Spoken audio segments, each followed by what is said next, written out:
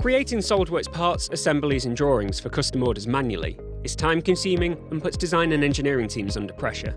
Your ability to quote quickly and win business is impacted by the amount of time it takes to create order-specific SOLIDWORKS parts, assemblies and drawings, and preparing files for speculative order inquiries takes up valuable time and resources.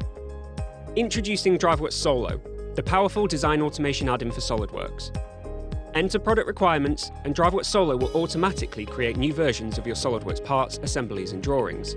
It's fast, accurate and reliable.